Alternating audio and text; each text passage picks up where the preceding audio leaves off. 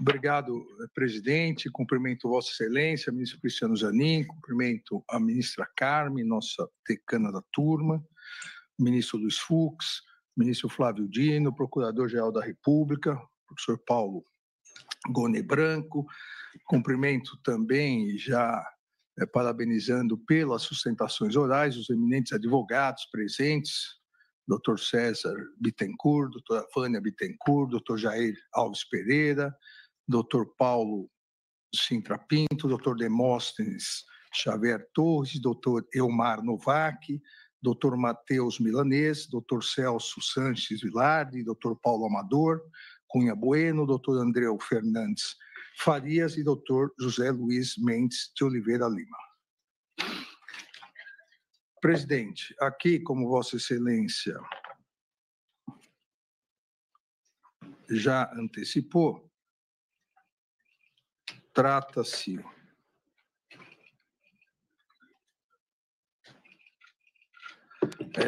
de ação penal oferecida pela Procuradoria-Geral da República e integralmente recebida por essa primeira turma do Supremo Tribunal Federal, duas sessões realizadas no dia 25 e 26 de março de 2025, em face de Alexandre Rodrigues Ramagem, Almir Garnier Santos, Anderson Gustavo Torres, Augusto Heleno Ribeiro Pereira, Mauro César Barbosa Cid, Paulo Sérgio Nogueira de Oliveira e Walter Souza Braga Neto, pela prática das condutas de organização criminosa, tentativa de abolição violenta do Estado Democrático de Direito, golpe de Estado, dano qualificado pela violência e grave ameaça contra o patrimônio da União e com considerável prejuízo da vítima e deterioração de patrimônio tombado, observadas as regras do artigo 29, concurso de agentes, e o artigo 69, concurso material de delitos.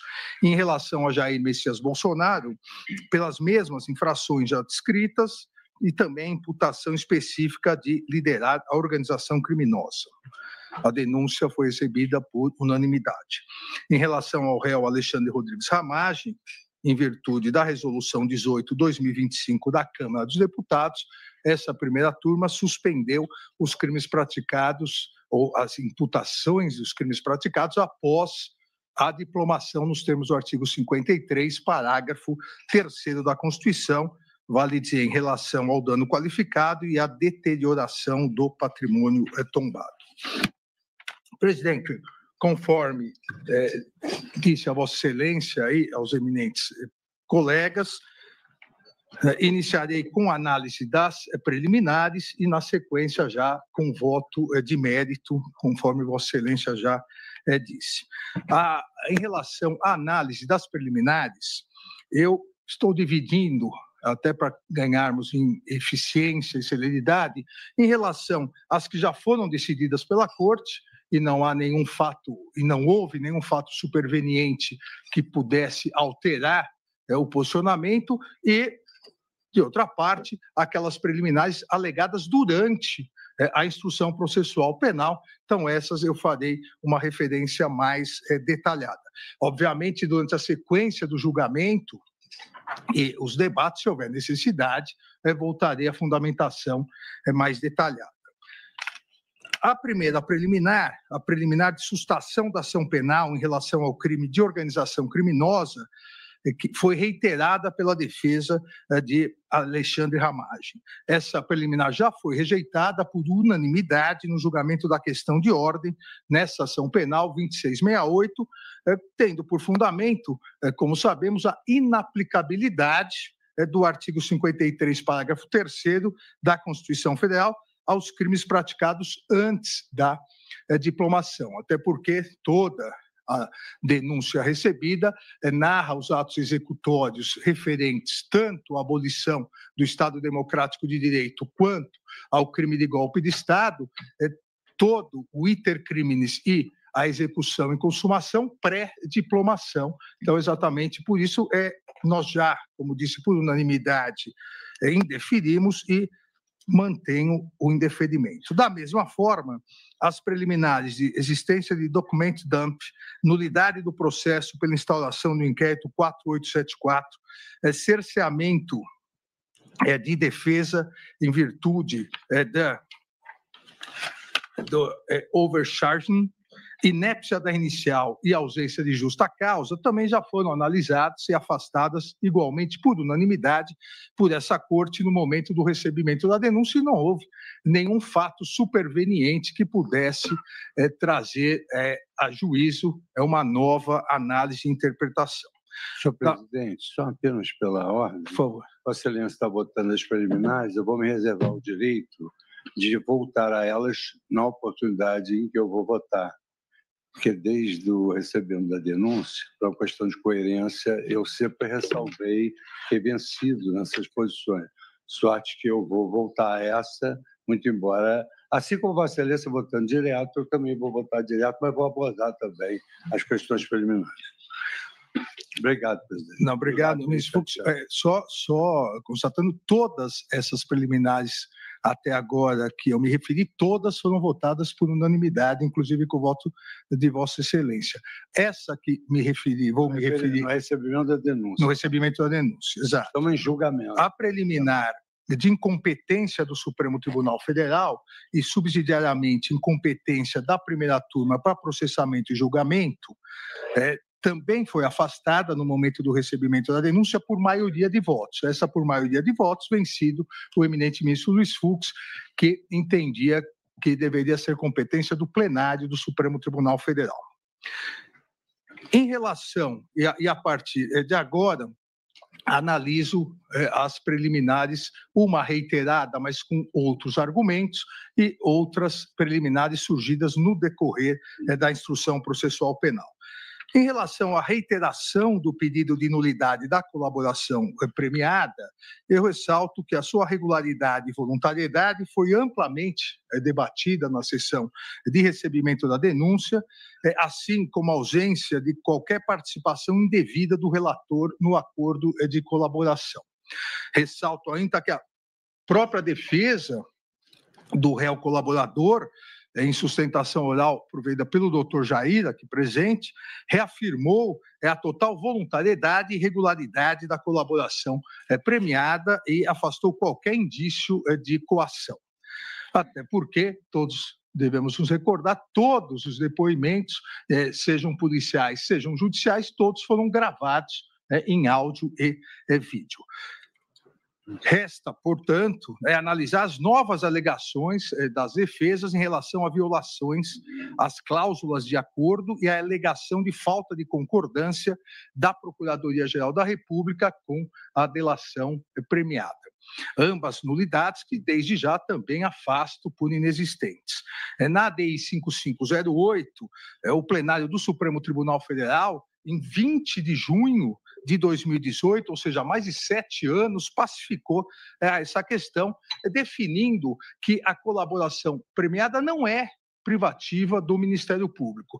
As discussões foram longas no plenário e, por ampla maioria, de 8 votos a 3, o Supremo Tribunal Federal decidiu que, reiterando um posicionamento já fixado em ação direta de inconstitucionalidade relatada pelo ministro Dias Toffoli, que a colaboração premiada é um meio de obtenção de prova. Como meio de obtenção de prova, a polícia também tem o direito de realizar o acordo com o investigado colaborador. O que se pontuou naquele momento é que, uma vez feita a colaboração premiada entre polícia e o colaborador, deve ser imediatamente ouvida e deve se manifestar ao Ministério Público. No caso do Supremo Tribunal Federal, a Procuradoria-Geral da República deve ser ouvida, deve se manifestar, não necessariamente,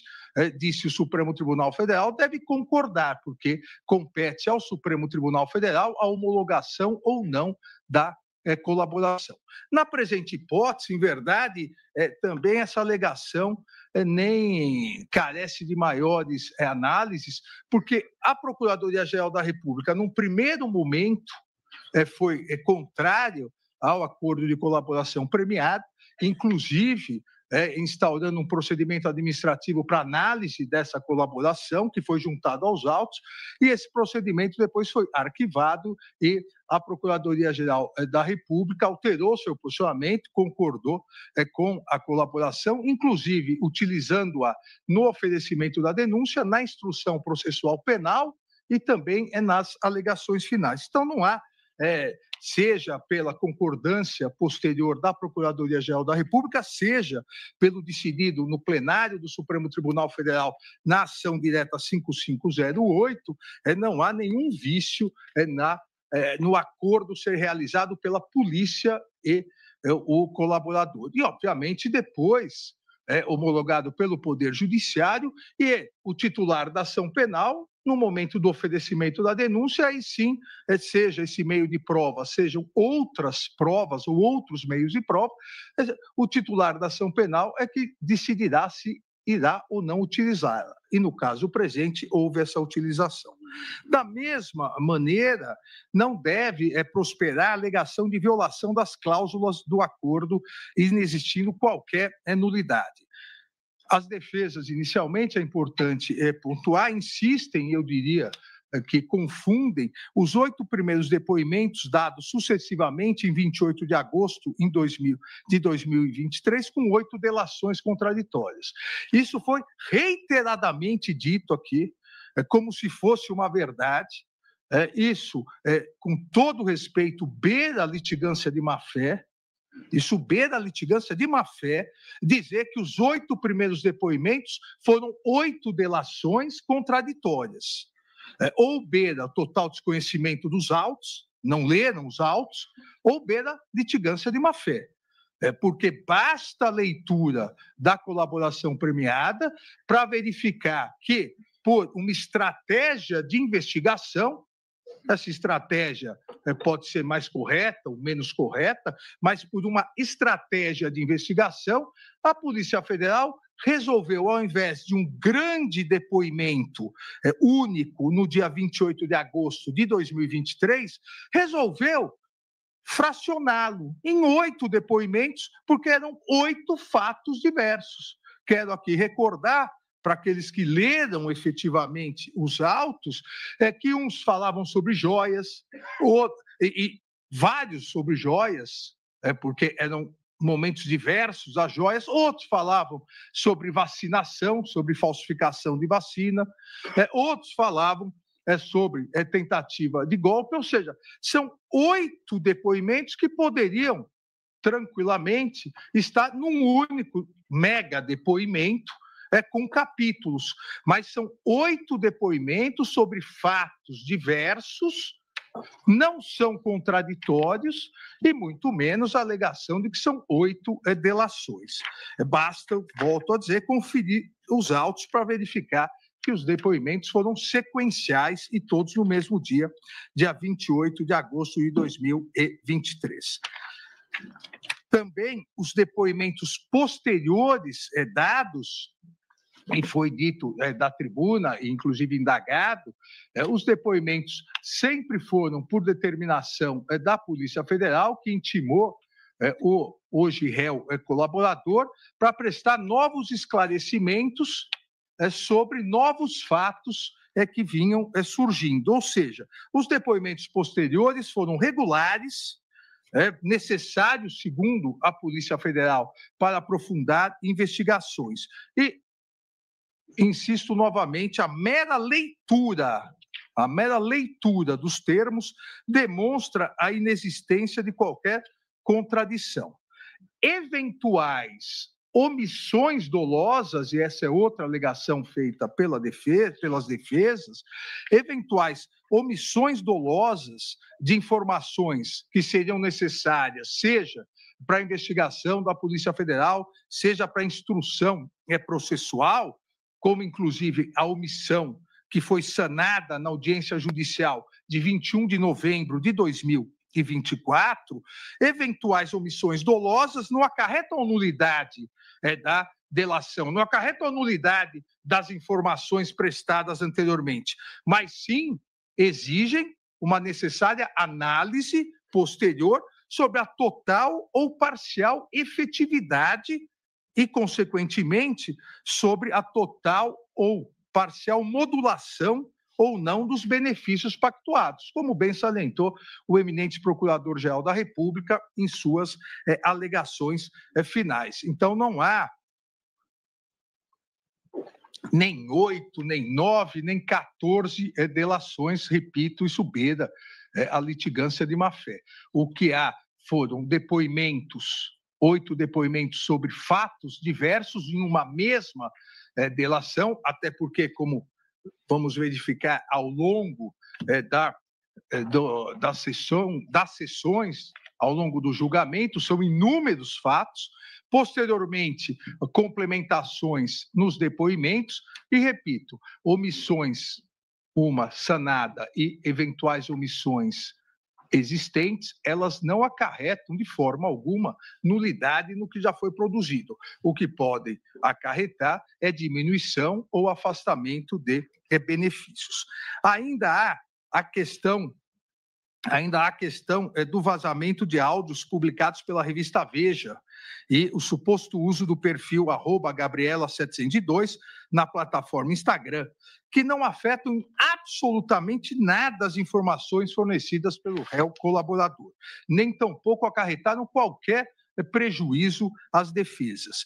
E mais, a veracidade dessas alegações ainda está sendo objeto de investigação no inquérito 5005, inclusive, repito, para comprovação da veracidade ou não desses fatos, que não acarretaram nenhum prejuízo à defesa, uma vez que a defesa pôde, como nós vimos, seja nas alegações finais, seja nas sustentações orais, teve total possibilidade de impugnar ponto por ponto o que foi dito nas delações. Assim, eu afasto todas as alegações de nulidade apresentadas em relação à colaboração premiada e mantenho a plena validade e regularidade da colaboração premiada, cuja eficácia, por ser um meio de obtenção de prova, eficácia total, parcial e, consequentemente, os benefícios a serem concedidos, isso será analisado no mérito da apresentação penal. Ainda aqui a defesa de Anderson Gustavo Torres, em suas alegações finais, sustentou a ocorrência de cerceamento de defesa aos argumentos de que, durante a instrução processual, na identificação do responsável pela inserção na internet de uma suposta minuta do golpe, não teria sido possível a produção dessa prova. Eu quero recordar a todos, isso foi dito no relatório, que, nos termos do artigo 402 do Código de Processo Penal, eu deferi esse pedido feito pela defesa de Anderson Torres.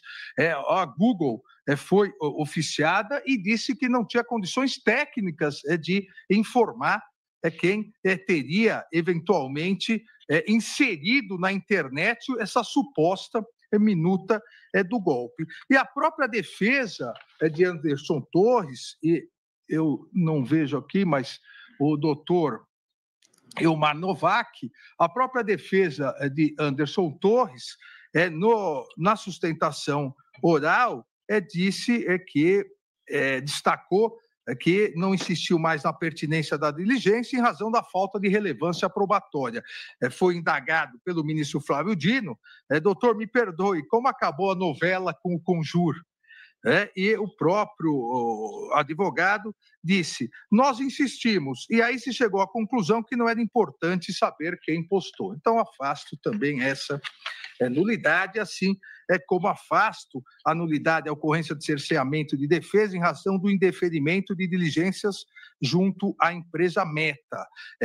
Não assiste razão à defesa, diversamente do alegado foi deferido isso, a Polícia Federal cumpriu integralmente a diligência deferida, todos os réus, inclusive a defesa de Anderson Gustavo Torres, tiveram conhecimento do andamento da diligência, uma vez que a Polícia Federal informou as etapas relacionadas ao andamento da diligência, desde a solicitação junto às empresas em 5 de junho de 2025, até o cumprimento integral da diligência em 24/6/2025. Então, afasto essa nulidade arguída. Da mesma maneira, não assiste razão à defesa do réu Braga Neto quando alega nulidade pelo indeferimento de participação nos interrogatórios dos demais núcleos. Não houve indeferimento de participação. Todos os pedidos, seja para participar dos interrogatórios na qualidade de ouvinte, seja para participar nas audiências das testemunhas, todos eles foram deferidos. São outras ações penais e própria primeira turma entendeu a plena regularidade, legalidade da separação dessas ações penais, então não havia o porquê eles participarem fazendo perguntas. E não houve nenhum prejuízo. Eu reiterei nas decisões durante o processo que nenhuma das defesas, senhor presidente, das defesas nessa ação penal esgotou o número de testemunhas possíveis. Se as testemunhas dos outros processos fossem importantes para esses réus, teriam sido arroladas. Até porque, repito, o número de testemunhas, nós sabemos, 8 por crime, então seriam 40 testemunhas, esse número não foi estendido. E mesmo assim, se houvesse necessidade, poderia a qualquer momento, como permite o Código de Processo Penal, poderia haver um requerimento para que fossem ouvidas as testemunhas dos outros processos como informantes do juízo. Quero recordar que esse relator tomou o cuidado para evitar exatamente essas alegações, tomou o cuidado de encerrar todas as instruções processuais de todos os demais núcleos antes do início das alegações finais dos réus nessa ação penal. Então, poderiam ter solicitado se eventualmente houvesse necessidade, mas, obviamente, não solicitaram porque não houve nenhuma necessidade. Afasto também essa nulidade. Como afasto a nulidade arguída?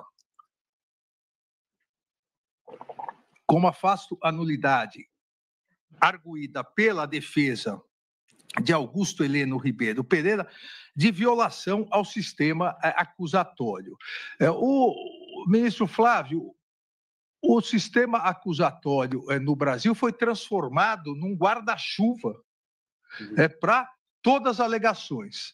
Se confunde a privatividade da ação penal pública consagrada constitucionalmente no artigo 129, inciso 1º, que significa que só o Ministério Público pode promover a ação penal pública, se confunde essa desvinculação entre judiciário, polícia e Ministério Público, isso é o sistema acusatório, se confunde com a necessária, legal e prevista na jurisprudência do Supremo participação do juiz na instrução processual penal.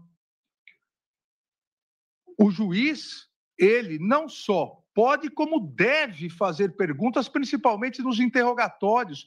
Os interrogatórios são exatamente o momento em que a defesa pode expor a sua autodefesa a partir dos réus. E, consequentemente, o juiz deve tirar, desde que não se pleiteie o direito ao silêncio, as informações, inclusive, a favor dos réus. A ideia de que o juiz deve ser uma samambaia jurídica durante o processo, não tem nenhuma ligação com o sistema acusatório. Isso é uma alegação esdrúxula. E mais, não cabe a nenhum advogado censurar o magistrado dizendo o número de perguntas que ele deve fazer. Há argumentos jurídicos muito mais importantes do que ficar contando o número de perguntas que o advogado fez, que o juiz fez. Então, o sistema acusatório não tem nenhuma relação com a participação do magistrado. Eu recordo aqui que isso foi reafirmado reafirmado por unanimidade no plenário do Supremo Tribunal Federal, em recente julgamento da ADI 6298, o famoso julgamento de relatoria do ministro Luiz Fux, do juiz de garantias, que atribuiu interpretação conforme a vários dispositivos que retiravam do juiz a possibilidade de complementação da prova. E cito aqui, em nome de todos os ministros, dos votos dos ministros, uma citação do nosso eminente presidente do tribunal, ministro Luiz Roberto Barroso, que diz: dizer que o juiz não pode atuar na produção de provas é uma previsão com a qual não posso concordar. Penso que produção de prova suplementar pode ser até favorável ao réu. Então, o juiz deve buscar, e nós aprendemos isso desde do primeiro ano dos bancos de direito, da faculdade de direito, o juiz deve buscar a verdade real, a verdade material no processo penal. Então, afasto totalmente essas alegações, e inclusive a alegação da violação ao direito ao silêncio do réu Augusto Heleno Ribeiro Pereira. E todos se recordam, se alguém violou o direito ao silêncio, foi o próprio réu, porque o seu advogado pediu para que ele respondesse sim ou não, e ele que divagou respondendo. Ele não respondeu a nenhuma indagação feita pelo ministro relator, resguardando, assim, o seu total direito ao silêncio. Não há também qualquer ilicitude probatória na juntada de prints ou violação de cadeia de custódia, conforme alegado pela defesa de Walter Souza Braga Neto. Em seu interrogatório, devemos recordar, o réu confessou recordar-se das mensagens juntadas aos autos, alegando, contudo, que estariam desconexas. Não alegou que seriam falsas e nem juntou nenhuma prova de que a Polícia Federal teria manipulado esses prints. Não há nenhuma alegação nesse sentido e não há nenhum indício de manipulação por parte da polícia na juntada desses prints. O que diz a defesa de Walter Souza Braga Neto é que estariam desconexas, mas não que não seriam verdadeiras. Então, afasto esta alegação. Assim como afasto a alegação de ausência de nulidade do processo a partir da audiência da acariação realizada entre o réu Walter Souza Braga Neto e o réu colaborador Mauro César Barbosa Cid, conforme alegado pela defesa de Walter Souza Braga Neto. A acariação, quero recordar, é um ato de instrução do juízo e não da defesa, diferentemente do interrogatório. E foi fundamentado no momento para evitar pressões indevidas, inclusive por meio de vazamentos, e lamentavelmente vimos isso na própria sessão, nas próprias sessões aqui, sejam sessões de recebimento da denúncia, sejam sessões de oitiva de testemunhas, que só deveriam ser, como foram juntadas após o término de todas as testemunhas, pessoas gravando e produzindo desinformação nas redes sociais, para evitar essas indevidas pressões. A audiência da acariação foi realizada nos moldes tradicionais, com a ata reduzida a termo, tudo o que ocorreu. Não houve nenhum prejuízo à defesa e nem à própria defesa. O que foi alegado da tribuna foi que a defesa não pôde dizer como estava o rosto de um acariado, se ele abaixava a cabeça, se ele levantava a mão. Na verdade, estamos num julgamento jurídico, não num julgamento psicológico. Então, afasto essa nulidade. Assim como afasto a nulidade reiterada pelas defesas de que houve cerceamento de defesa por não haver tempo de analisar todos os megabytes que a Polícia Federal apreendeu. Eu quero aqui relembrar a todos que todas, absolutamente todas as provas utilizadas pela Procuradoria-Geral, pelo Ministério Público, para o oferecimento da denúncia, todas as provas, absolutamente todas as provas utilizadas por cada um desses julgadores para o recebimento da denúncia e durante a instrução processual penal, todas elas estão no processo desde o início e as defesas tiveram, desde lá de trás da defesa preliminar, antes do recebimento da denúncia, total acesso. Essas novas provas que não foram utilizadas pela Procuradoria-Geral, não foram utilizadas pelo juízo, por nenhum dos ministros, para o recebimento da denúncia, e não serão utilizadas para formar um juízo condenatório, ou seja, não há nenhum prejuízo, porque não faziam parte da acusação, e, na verdade, não faziam parte do processo e não fazem parte da acusação. Essas provas foram solicitadas pelas defesas.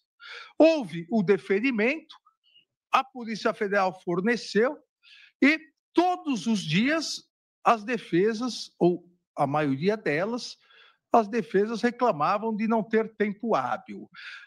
Do fornecimento até as alegações finais, o início das alegações finais, 4 meses se passaram e nenhuma defesa juntou um único print, uma única gravação, um único documento importante ou pertinente para o processo.